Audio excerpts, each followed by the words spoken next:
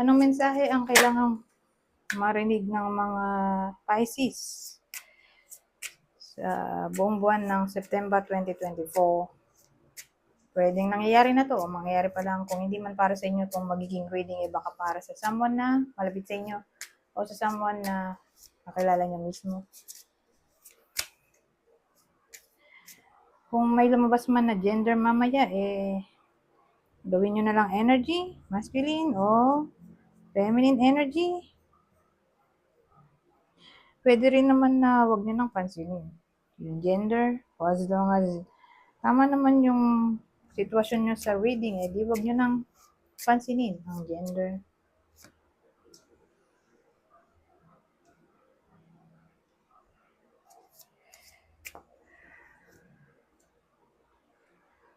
Ano yan?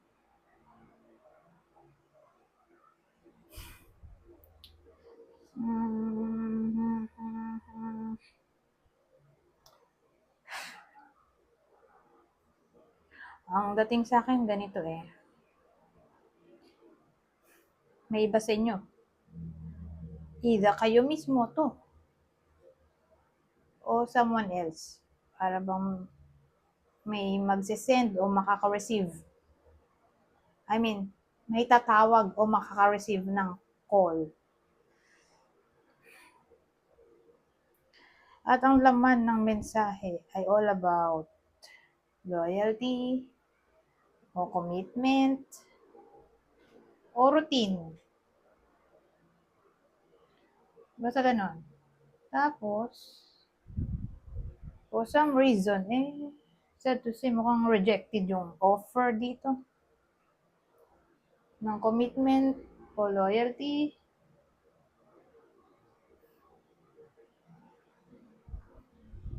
Ganun ang dating So, pwedeng kayo mismo yung magre-reject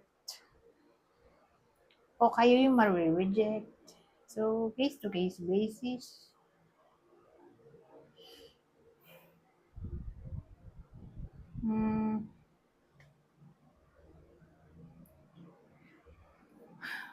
Ano pa bang pwede nating mabuo dito? Kasi pwede rin reconciliation. Pero marireject nga dito.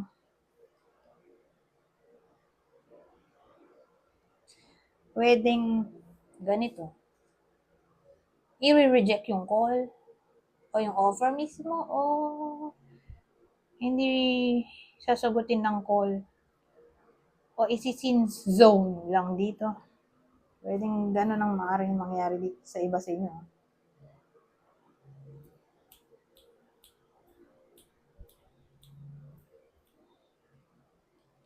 Anyways, so para malaman nyo kung para sa inyo ba itong reading o hindi,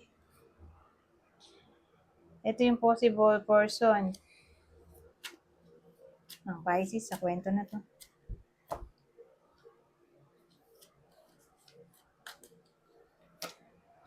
Gemini o Leo.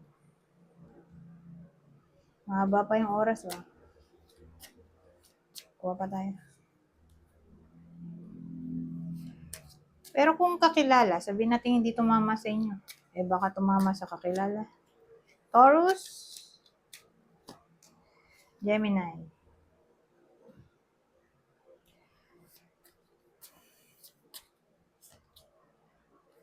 King of Air o King of Swords. Nine of Wands o Nine of Pentacles. Ten of Fire o Ten of Wands. Anyari dito?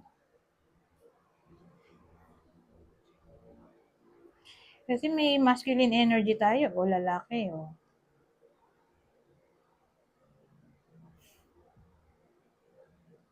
Pero to single to.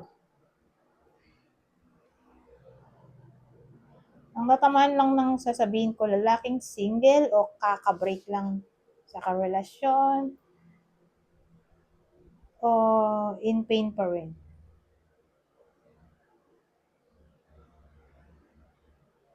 Basta gano'n, parang siyang problemadong lalaki ba? Problemado siya for some reason, ewan ko kung ano. Kasi ang swords ay usually may kinalaman sa conflict eh. Challenge.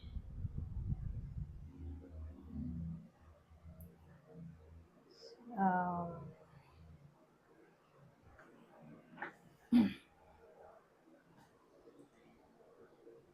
thoughts. Pwede rin naman communication. Pwede nga rin government eh.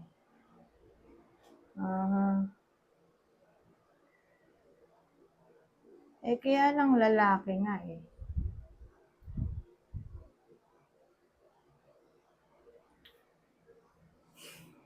So, lalaki lang. Pero usually, ito yung mga taong curious, observant, talkative, knowledgeable, respected, objective, nakalagay dito. So, yung mga sinabi kong yon na characteristic ng lalaking to, o pwedeng characteristic. So, kunin nyo lang info na sa tingin nyo ay fit sa sitwasyon nyo o sa kakilala nyo. Ito nga, may dinedesire siyang anything na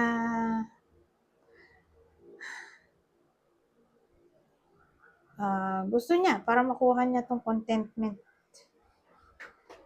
Pero for some reason, ayan, kita niyo naman, no? Dami niyang hugasin. Tinamad na siya. So, ibig sabihin, yung dinidesire niya materially. Kasi usually ganun yun eh. Hurt nga eh. So, something na mahawakan. O, makikita niya agad yung progress. So, promotion, pera, luxury pala. Gift. O, basta ganyan. For some reason may conflict dahil sa presence ng Ten of Wands.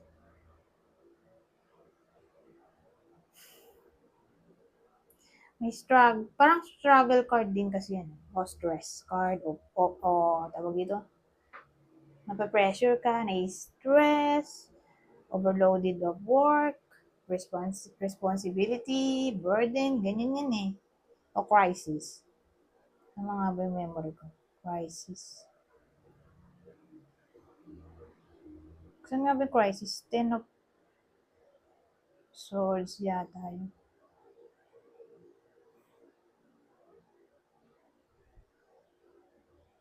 Hindi ko matandaan. Saan nga ba yung yung crisis? Parang may nabasa kong ganun eh. Crisis din siya. O baon sa utang.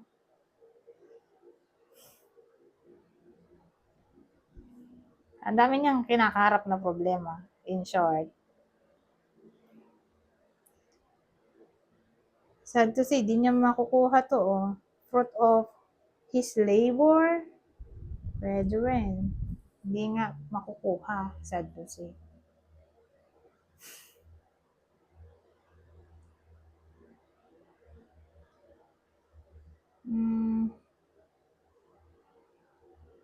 Paano yan?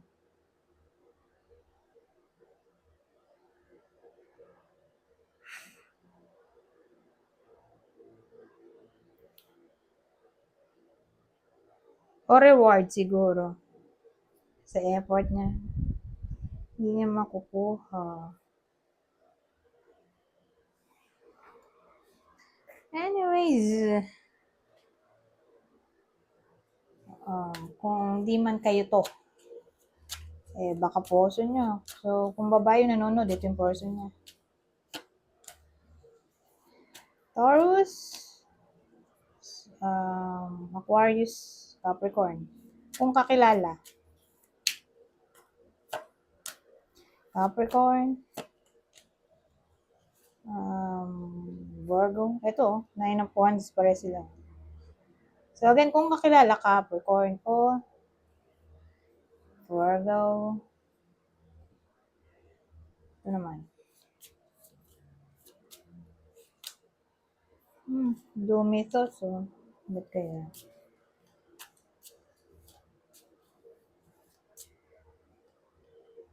Freeze. Parang sad naman ng mga lumabas na card dito. Oo nga, oh. Puro sad. Nangyari. Ito na siguro yung saddest grading ngayong September. Puro sa Pisces eh, oh.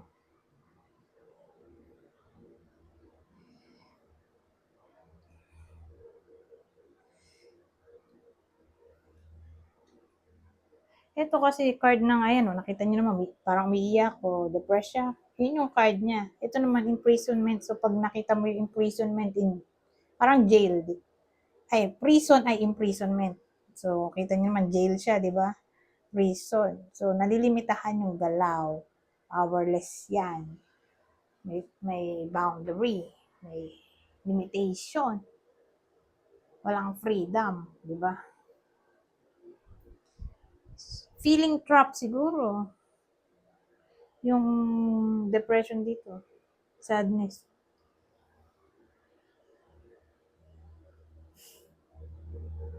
Feeling trapped.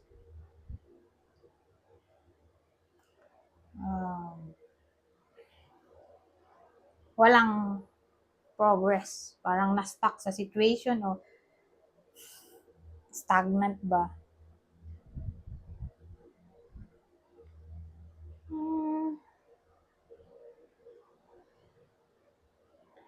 Ano kaya yun? Dagdagan natin ng information dahil para clear. Masyadong malawak yung ano eh, topic.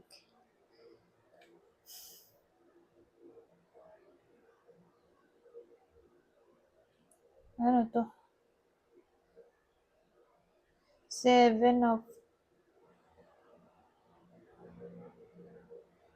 pala to. 1, 2, 3, 4, 5, 6.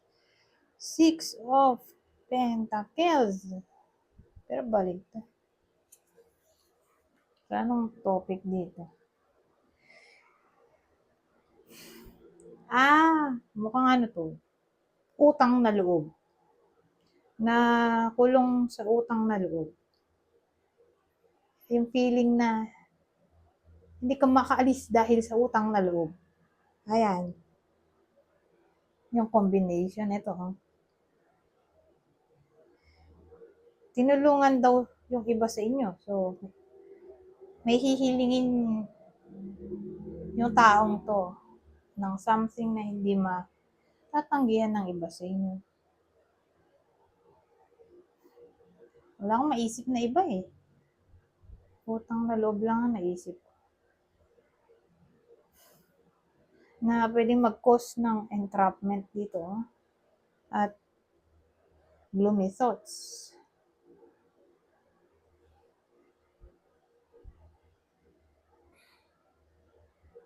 Wait lang, mag-iisip ako. Ano pa bang maiisip dito? Kasi generosity to eh. Yun lang naman ang downside nito. Utang na loob. Fake na pagtulong. Fake kindness.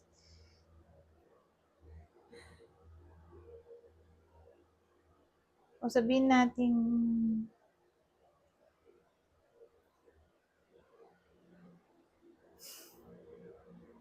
akala ng iba sa inyo, mabait yung taong ito.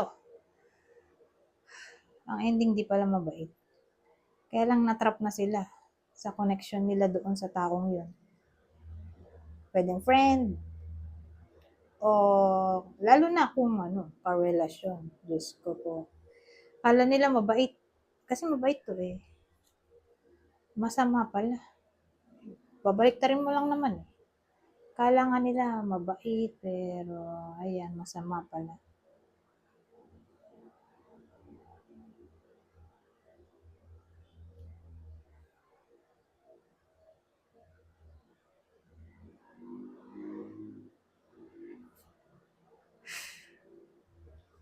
Madamot pala. Akala nila nga mapagbigay, madamot pala. In reality. So, lahat ay pakitang tao lang. Parang Ganyan, mga politiko, di ba?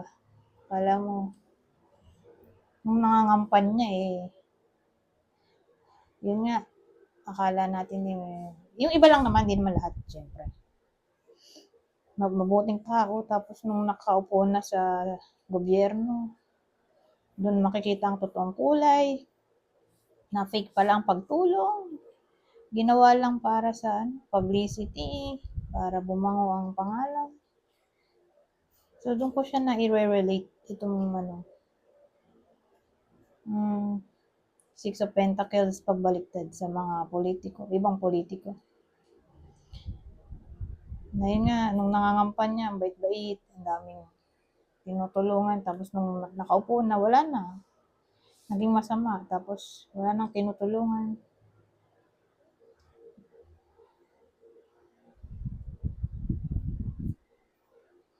So, in short, matatrap yung iba sa inyo sa taong akala nila nga makakabuti para sa kanila, pero hindi pala. So, fake friend o fake na relasyon.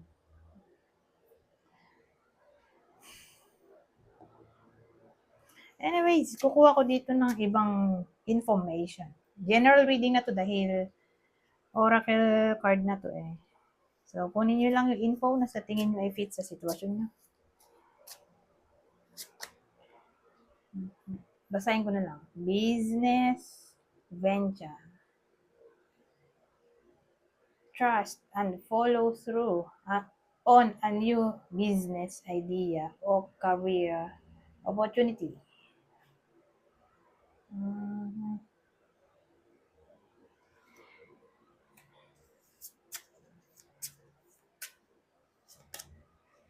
Wow, ito maganda. Sa lahat ng mga sinabi ko dito na negative, di ba sabi ko kanina, parang ito na yata yung pinakamalungkot na reading na nagawa ko. Na pang September ba? Ganun eh. Kasi lahat talaga, malungkot. Walang maganda ba? Pero nakita natin to. Di sabihin sa una lang yun. Don't worry. Kasi maayos din ang lahat, sabi dito. Everything's okay. Ganda ng drawing. So sabi, don't worry. It's all working out in a beautiful way. Oh. So again, sa una lang talaga pangit. Kasi nga, sino bang may gusto ng ganitong feeling na para kang madi-disappoint. Pero tingin ko sa first to 2 weeks lang ng September ganito. Pagdating ng sa third o fourth week, bubuti na ang lahat. Don't worry. So again, sa una lang malungkot. Kasi sa bandang uli, magiging okay din ang lahat. Kaysa naman okay umpisa, bandang dulo ay malungkot, di ba? Mas maganda na yung ganito. Okay? Nasa una lang mahirap o malungkot. Sa bandang huli, magsasaya na. At magiging okay din ang lahat. Ito na ang huli. Oh, ito love life po. Parang yung unang reading natin, di ba, may kinalaman siya sa ex. Saka doon sa crush, na parang may rejection, di ba? So don't worry. Kung ganun man ang mangyari, ito, may paparating na someone new para sa iba sa inyo na loveless. Okay? Kung ma-reject man kayo, don't worry, may paparating na someone new na mas better kaysa dun sa old. Okay? Lalo na sa ex, mas better sa ex. O dun sa crush na ni-reject yung iba sa inyo, o i-reject pa lang. So, kaganda daw ang love life, oh. Pero kung in a relationship, di wala namang problema dito. Kung magka-problema man, maayos din. Kasi, remember, meron tayong card na everything's okay. Anyways, basahin natin to. Love life. The basis of your question involves your romantic life, which is now changing for the better. Wow. Changing for the better. Hmm. Anyways, hanggang dito na lang. Goodbye for now.